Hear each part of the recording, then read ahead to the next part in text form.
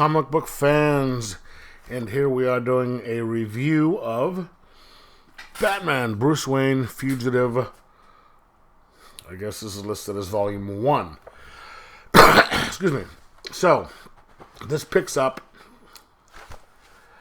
after the events of Bruce Wayne, murderer? Question mark.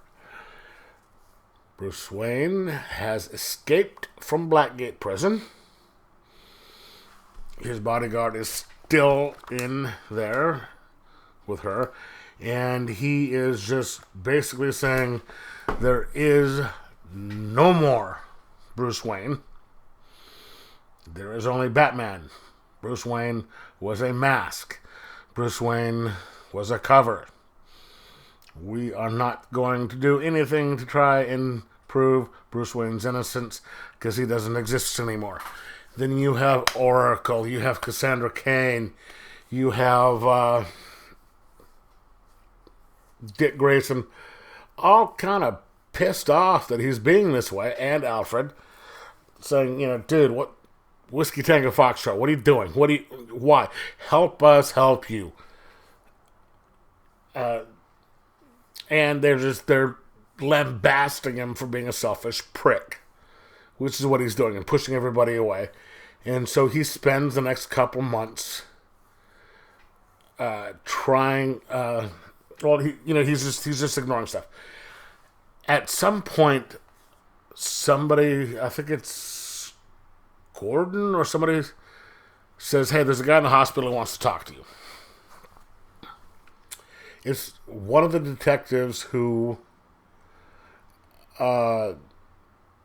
was there the night that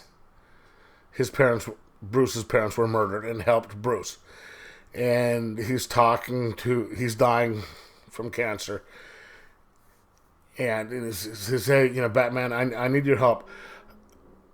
You brought us hope. You showing up helped bring the cops, us good cops, hope. You started, showing us that things can be done."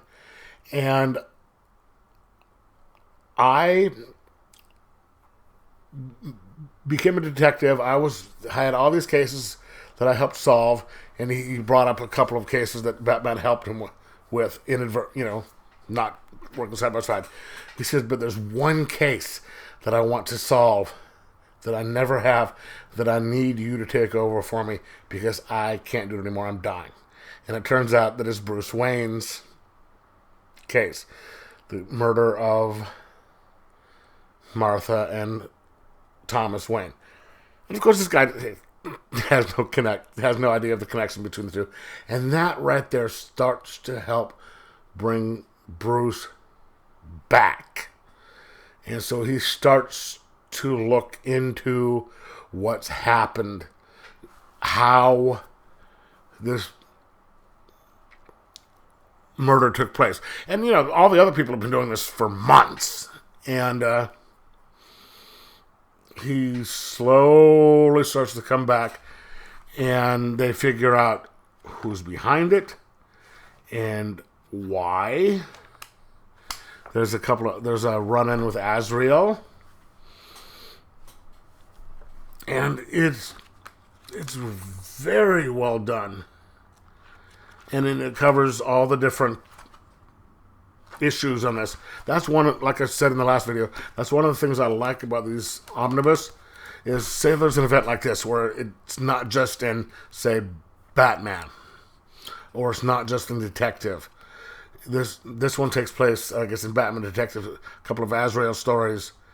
It just collects it all in one, so you can just read the whole thing. And you have, different covers in there. And there are some pretty cool covers they're showing here. And these aren't these stupid variant covers that they're doing. But there's covers like this. And where's the other one, which I thought was super spectacular.